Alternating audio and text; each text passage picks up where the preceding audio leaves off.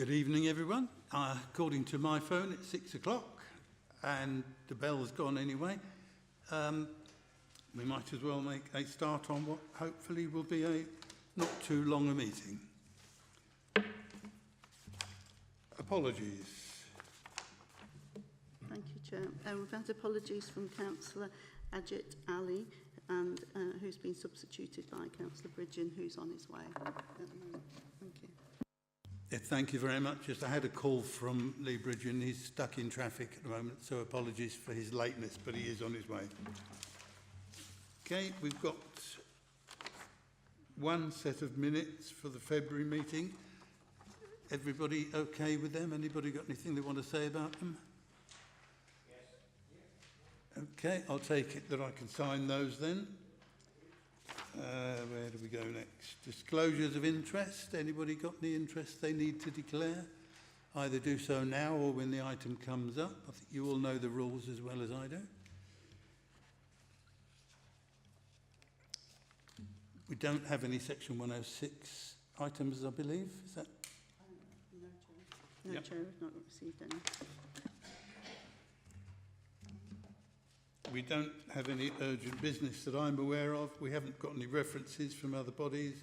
I haven't got any announcements to make. So we're straight on to item 8, which is review of the financial management, which starts on page 12 of your papers. Who's going to present this for us? That would be me, Chair. Thank you very much. Thank you. This report is brought before you this evening in response to a request from the Chair for an update on the review that's taking place of the financial management across the Council, which is a piece of work that really came out of the Corporate Peer Challenge review that took place in 2024. What I want to make clear right from the very start is this is not about Dev and his team. This is about how we manage finance across the organisation, the responsibilities of each and every one of us, including members, including senior officers, including cost centre managers, of how we approach financial management here in Luton. And it's not just about systems and processes and regulations, but it's also about the culture in which we approach it and the behaviours that we bring to managing finance. Obviously, a very important subject for us when we are under such strains with regard to our budget. So the Corporate Peer Challenge made a number of observations and drew a number of conclusions with regard to the evidence it took in relation to financial management. And these were assimilated into 5 themes which formed the basis for a scope for an independent review of financial management, and those are set out in Appendix A. We then sought bids from external bodies to carry out that review, and SIPFA was successful in bidding for the work. In awarding the contract, we decided to break the work up into phases, and phase 1, which was basically a diagnostic exercise. It was a desktop review of all our financial management documentation, financial regulations, etc., etc., together with interviews from a range of people across the organisation who are involved in financial management. So again, members, senior officers, cost centre managers, service managers, including some of you present in the chamber this evening. Out of that, the review team produced a report, the summary findings of which are at Appendix B. Now, I have to say at this point that we don't necessarily agree with all of the conclusions that they've drawn. They are very much based on things that they have heard, and we have to look at those conclusions very carefully to discern what is perceptual and what is real in terms of the issues that have been raised. So we're currently going through that process of challenge and validation of those conclusions. But out of it has emerged some pieces of work that we knew would probably need to be done anyway. So phase 2 of the review has 3 pieces of work involved in it. The first is helping Dev and his team address some of the structural issues that there are in the finance team, and Dev will no doubt have told you in the past how difficult it has been to recruit. We're still experiencing those difficulties, but looking at where the gaps are and how those can be filled is one of the important parts of the next stage of the review. The second part of the review is looking at our financial regulations, making sure that they are fit for purpose, making sure that they reflect how we operate as a business, making sure that they inculcate the highest standards in our financial management. And the third part of the work is a sort of bit of joint effort between Dev and his team and the reviewers, in that Dev's team will be undertaking a self-assessment against the SIPFA Financial Management Code, which the SIPFA team will then challenge and validate and offer an independent opinion of how well we meet the requirements of that code and how well we are able to evidence it. Beyond that, there will be a phase 3, we expect, where we roll out training and guidance across the organisation to really inculcate the sort of financial management culture that we want to create. I'll leave it there, Chair. I'm happy to take any questions from members. Thank you, Mark. Before I open this up for general discussion, debate, questions or whatever, it's being dealt with in what I would regard as a typical Luton Borough Council method, which is to say you divide it up into work streams and then you divide the work streams up into phases, and no doubt there'll be another category further down the line. But this is a critically important issue as far as the council is concerned, and I believe that this group needs to keep tabs on how it's being dealt with. So I'm finding some difficulty in pinpointing exactly at what stage we should be looking for an update. Maybe you can help with that, Mark.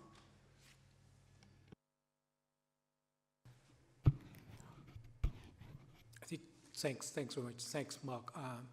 You're absolutely right. This is linked with the recommendation of our external auditors as well, where they said there are capacity issues in finance. So this is why the work stream 1 has been prioritized, and the timeline which we will be able to provide to this group in terms of when we have to complete this, and that has been agreed at audit committee. So there's clear timeline what we have to do that. In terms of the financial regulation, this was updated maybe about just after COVID 3 and 4 years ago, so it's need to be refreshed. But if there's no significant changes in legislation or some critical events, then we do. But after 3 years, you have to do quite a full review of your financial regulations. And also, this will give us an opportunity to look at other areas of the Constitution where we've got scheme of delegation and you've got contract procedure rules, which was updated. So just to align all these things. So that's why this second phase. Now, the first phase, which is critical, we have to complete it, and in terms of timeline, in fact, SIPFA are interviewing next week, we're putting a timeline 4 to 6 weeks to complete that, because we have to get that structure right. The phase 2, which is the financial regulations, we're already working on that. So we've got a template by SIPFA, and we've got our own best practice, which we follow. So that's we're putting a timeline around 8 weeks.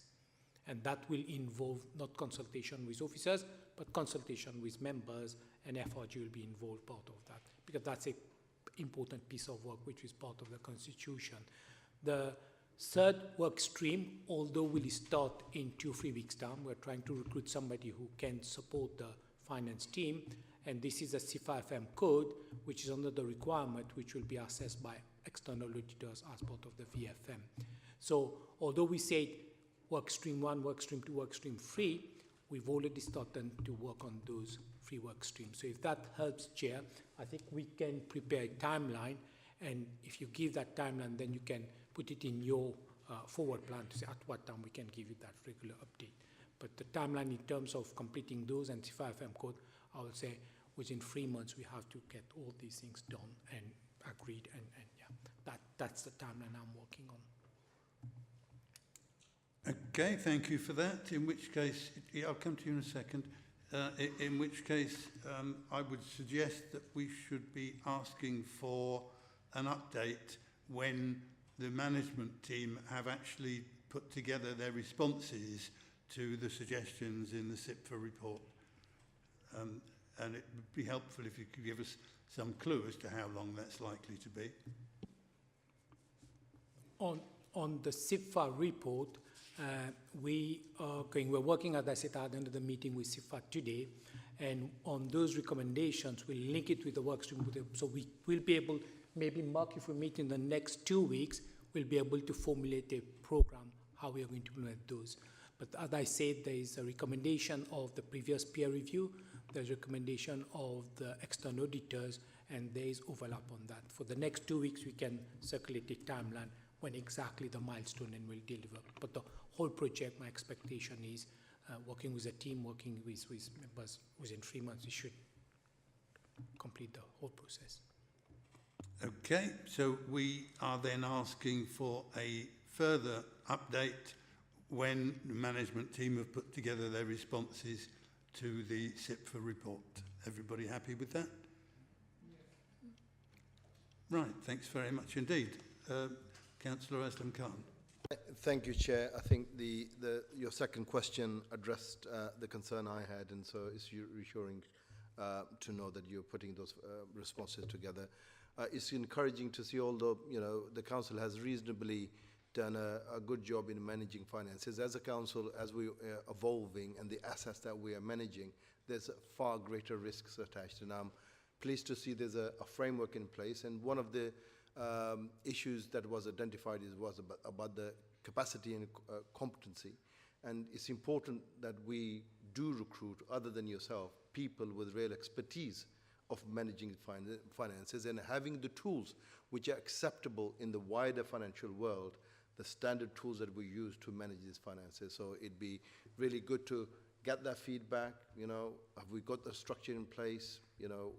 The challenges that we acknowledge, how they're going to be addressed, and the final update when we're up and running with the new model. That'd be really good. Thank you. Thank you. Councillor Malik. Thank you very much, Chair. I got a couple of questions. First, after reading this report, it's very encouraging that you recognize the weaknesses as well, and you got conclusions and the suggestions as well. I got a couple of questions. The first is, what specific indicators are being used to assess the effectiveness of the transformation program and its contribution to long-term financial stability? Okay, so I think you touched the right point. Local government going into phase where a lot of councils are facing significant challenge in terms of financial resilience.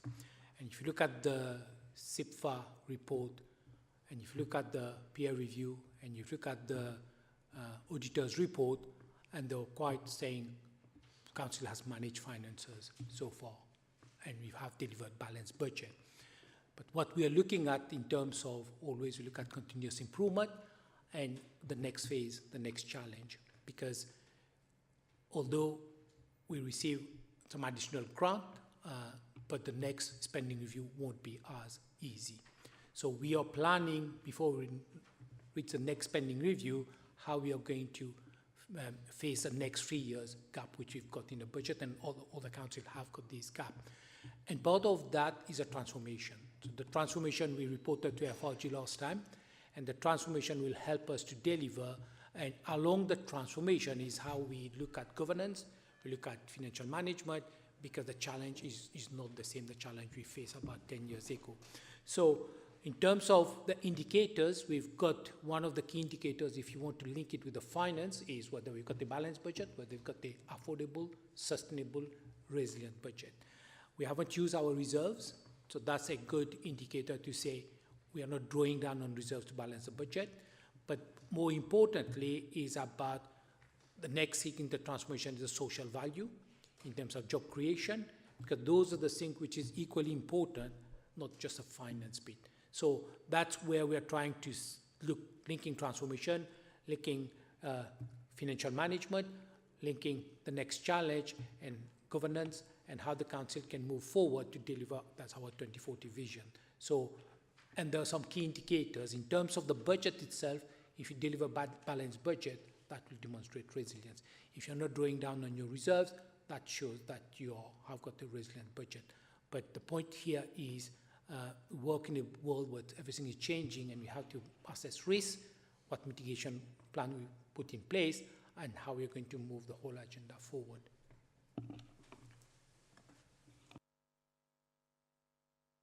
The next question is the continuity of this. What challenges has been identified during the phase 1 of the financial management review in aligning with culture and behavior with sound financial governance? I think in terms of the phase 1, as Mark mentioned, there was an initial phase and there were some findings, and we have to make sure, okay, validate some of these and try to gather those evidence. So in terms of, is a challenge which we are facing here is how we can start to work across systems. So across systems, not within the council. So right now you will see Councillor Ross chair some of the meeting as well. In terms of housing, when we've got housing issue, you have to look at social care, you have to look at health, and it cut across. So if you look at housing, just say housing as homelessness, but it goes across a lot of supported living is another example. So what we're trying to do to say how you work across systems, and you work across place-based as well.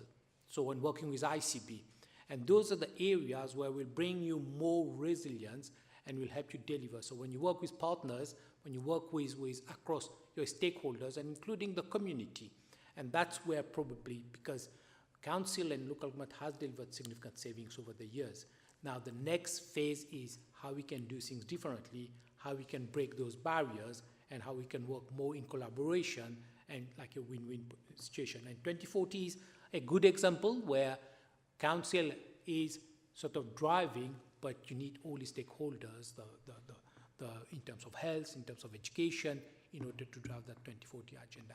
So that's what I'm saying is in terms of we have to work more in collaboration, more system-based, more place-based, and that's where probably some of the solution lies.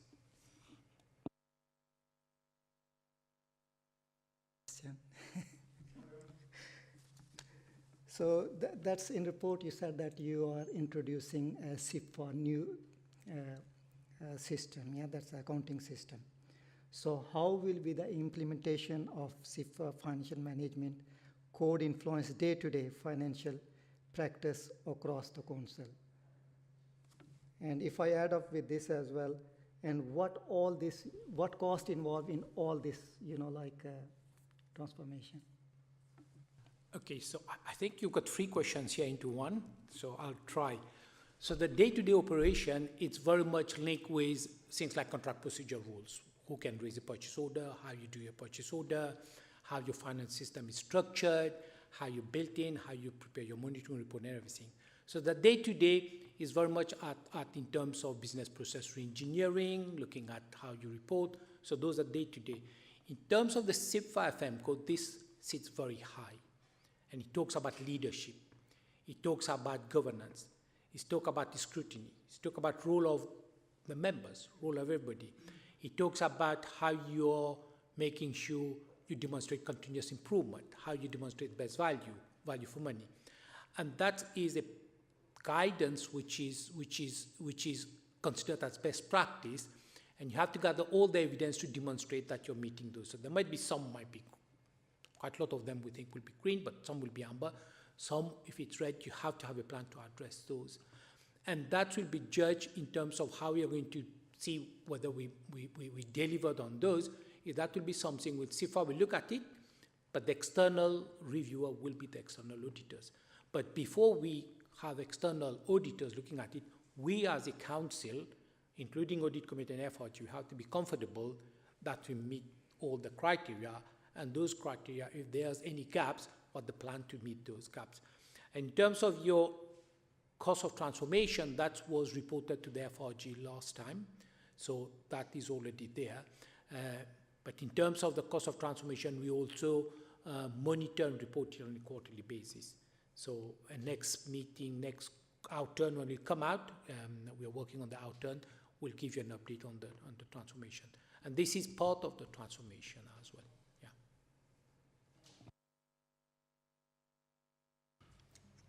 Yes, David Wynne.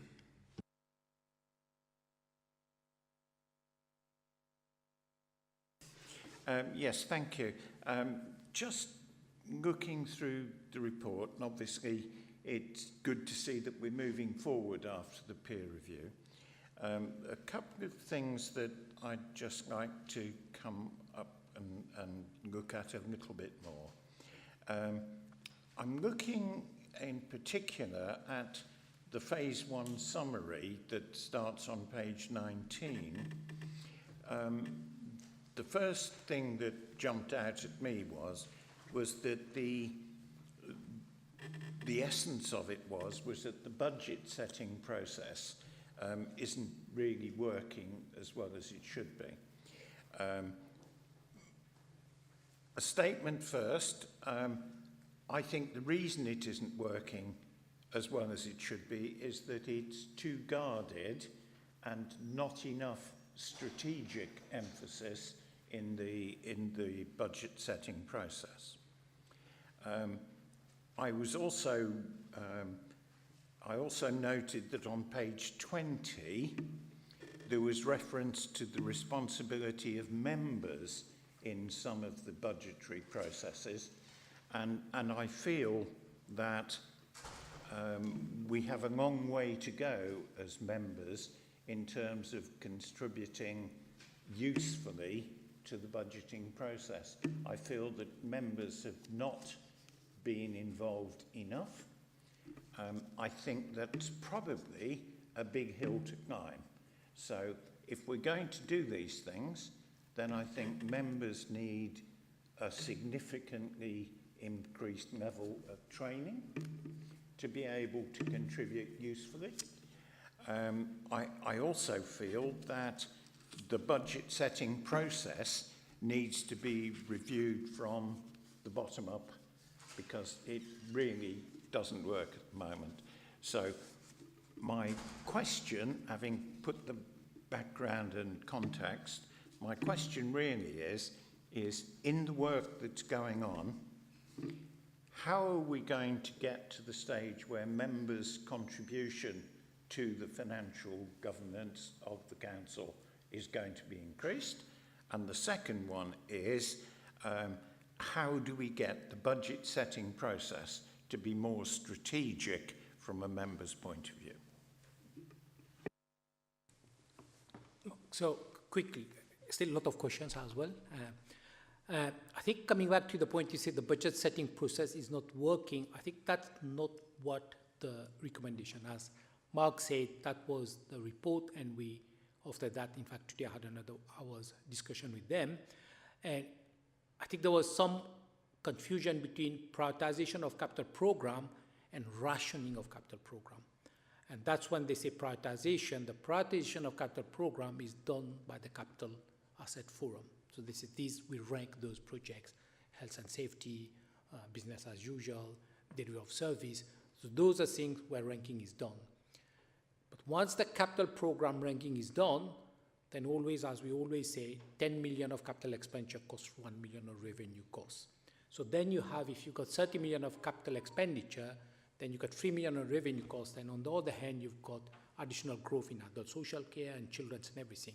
So that's where you start to balance how much money you have to spend your limited resources and capital and how much you can spend on your revenue and how you balance that. So that was more about capital rationing, and that's a bit which we can do a bit of more work so that it's much more open to say how we do that capital rationing. It's a bit trade-off here. So not prioritization. Prioritization, we've got the scoring mechanism and we know how to prioritize. So that was a bit, and we've cleared it with SIPFA. Coming back to your point, in terms of training of members, that's what we've said, and we say to the part of our, with external auditors, that we'll have a comprehensive training program for members, and you have a comprehensive training program for officers as well. So that is something we're working on, and having this review and having the external auditors. So coming back to the budget itself, if you look at the external auditors report, which went to audit committee and last audit committee, and if you look at the budget, they gave the council green. Yeah. So in terms of medium-term financial plan, is green. Yeah. That doesn't say there's no room for improvement. There's always room for improvement. I always say continuous improvement is always, you can do things better. But now the first point where the external auditors clearly said the one key recommendation of external auditors was capacity in finance team.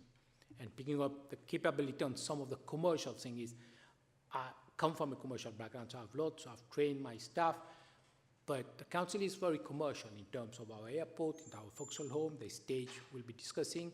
So having that capacity and capability, so the new structure which is going to be looked at, there'll be more capacity there, just to deal when you're driving a DRP program, a transformation program. So training will be provided, there'll be capacity where it's required, but absolutely your point is right. At an early stage, we'll put a budget timetable, and we normally share.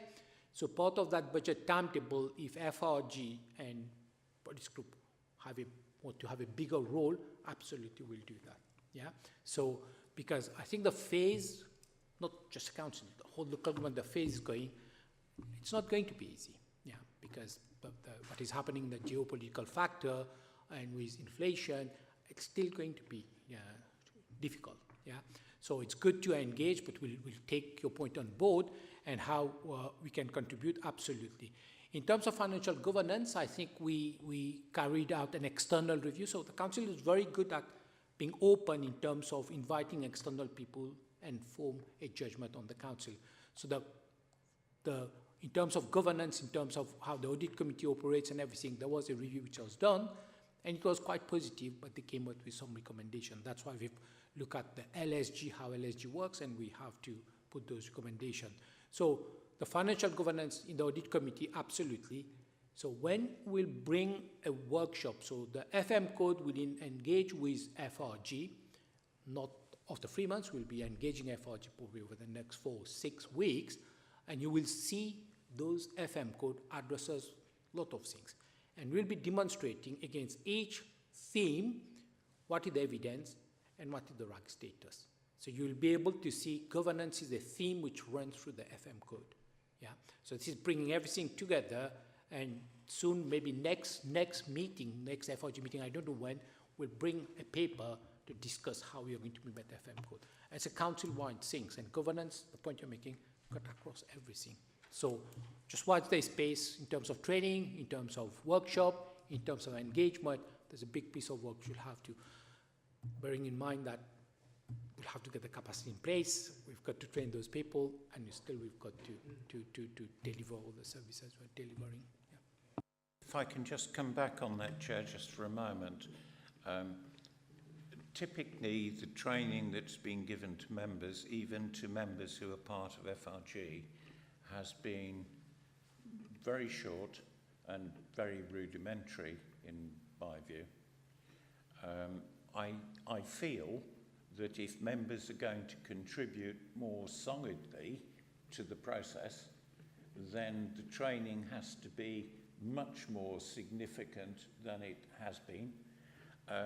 And being critical of the whole process from the members' involvement point of view, from my perspective, unless members are prepared to commit the time to going through that training process, they really shouldn't be part of the finance review group process at all. I feel very strongly that members have got experience that they can contribute. I want to see them being able to do it from a point of view of knowledge rather than just relying on the past things. I know, for example, from discussions with you personally, that although I have background in commercial finance, that the local government finance differs in some important respects. And I think it's important that even people with experience understand that. If I may, Chair, absolutely. So audit definitely is important. So what we'll do a comprehensive training program. In terms of financial monitoring, absolutely. In terms of decision making, Mark role as monitoring officer and democratic officers, that's Mark has completed training about 2 months ago, Mark, with officers. So that was good, and it was quite a question and answer. So we do that. In terms of constitution is important. In terms of procurement, contract procedure rules, how decisions are made. So we'll put a comprehensive training. I don't think we can deliver everything in one session, but there might be 3 sessions. And treasury, complying with prudential code, there's a lot of things. So I think we came out of COVID, we came out of things, is now we're building the next challenge with the council you have to face, and trying to, engagement of members, FRG, absolutely, has already been very good, and the challenge you give to officers, absolutely welcome. So that training program is key across members and officers as well. Yeah. Maybe I'm raising expectation too much, so I have to deliver, so it's always a danger here. Yeah, thank you.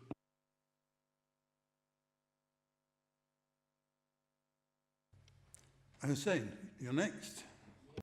Just in terms, I think talking about training, members need to take responsibility themselves and passing the buck to the officers. Because as part of member development, I had tried very hard to organise training for members to have a time to do that. And it is mandatory that people that sit on this committee to have the training. And if they need to ask for it, we will arrange that. We have got a funding still there that we can get somebody, an external one, but it is having the time to find, for members to find the time to be able to do that training. And that is one of the difficulties, rather than asking the finance director to take that responsibility. It is ours, and we need to take it seriously. I do understand that. That's why I said that members who are involved in FRG really need to commit the time to be able to take on the training. I may, in the past, when you got the big decisions, the lack of the DAR, the lack of the state towards TCO, when we set up task and finish group, it's well attended, it's very focused. I think if you have the same level of interest and for the training, I'll try to when I'll put a program, I'll share with you, and I will try to make it quite interesting so that, But the task and finish group, Councillor Frank has attended quite a few of them. It's very good. It's very intensive, and it's very, the way it's delivered, asking you what sort of questions you have to ask. We'll do that. But the other point, picking up from Councillor Hussein, is LG has got training for members, and they're very good. So some of the trainings are available. So if you liaise with democratic services, so LG has got a specific training, so we can facilitate those as well.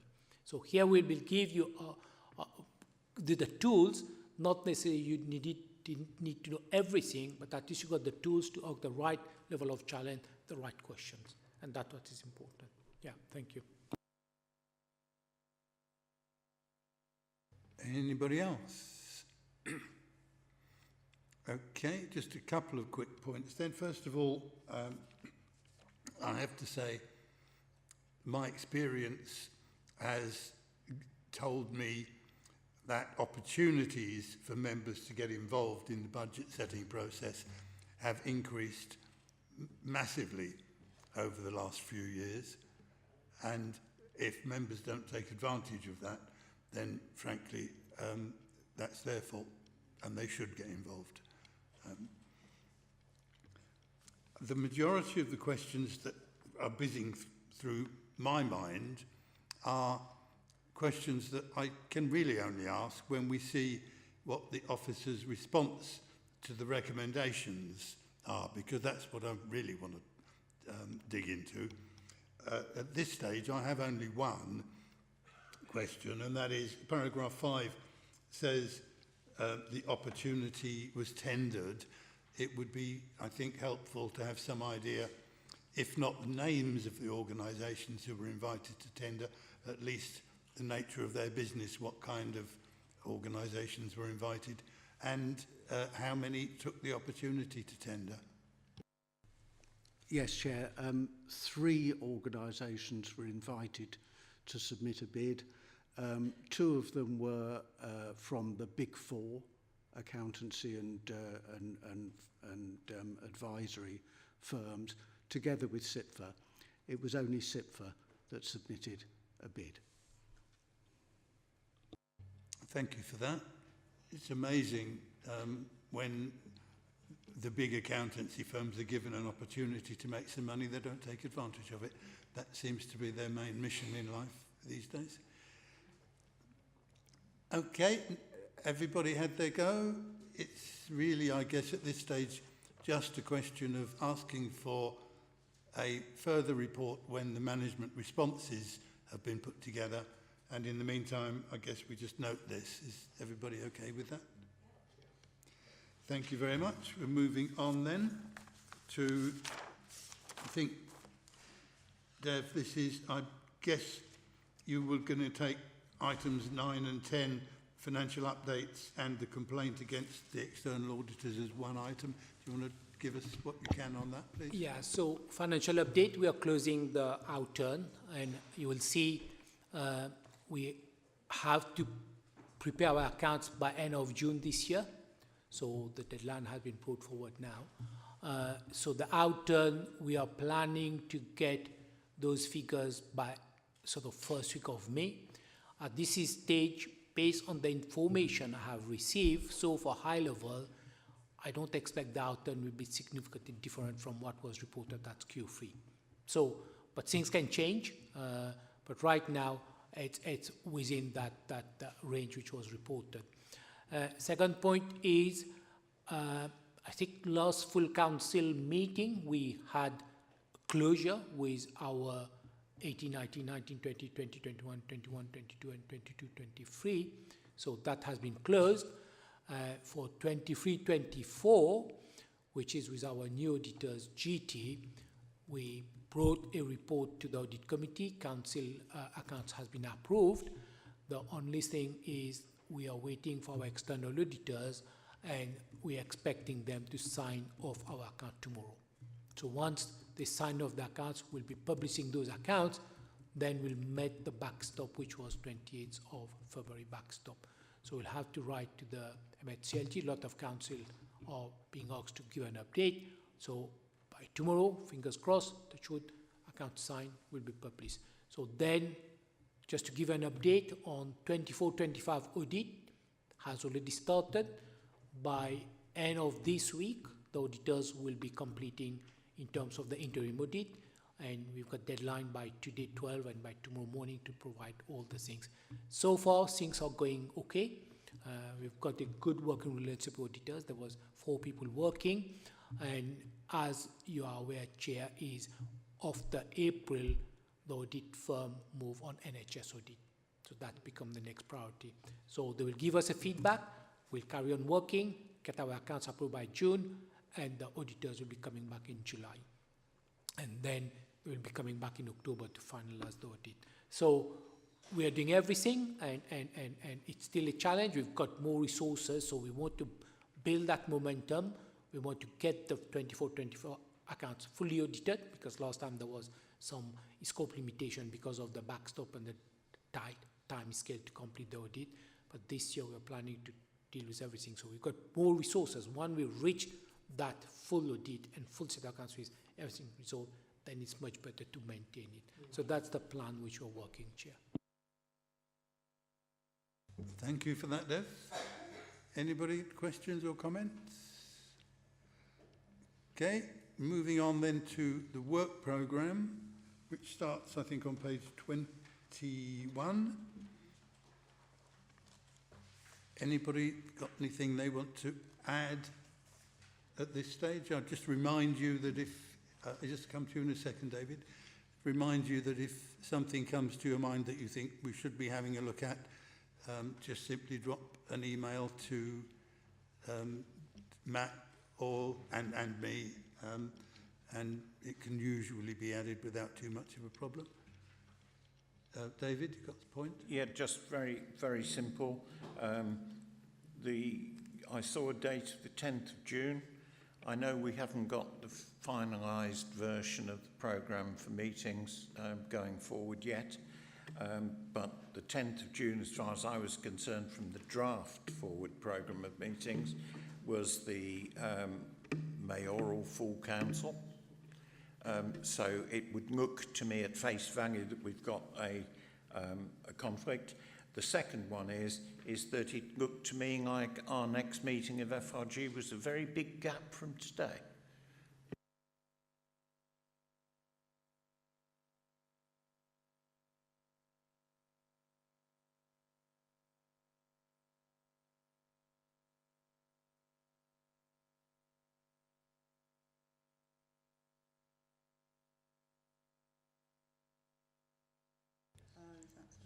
Yeah, I'm told the mayoral investiture has moved to a different date. So our meeting is, in fact, 10th of June. It's fine, except that we're waiting for that schedule, so it's very hard to see what's right or wrong. We have this problem every year because the people who put the printed diary together are always anxious to wait until the dates have been finally fixed. I think that is the biggest mistake that anyone in this council ever makes, and they make the same mistake every year because the dates are never fixed. There always are changes. So the printed diary could in fact be made available a good deal earlier than it usually is, and I find it as inconvenient as most other people do too. But there you go, the complaints never seem to make any difference. Okay, we're happy with the work programme as it is then, yes? So we are now moving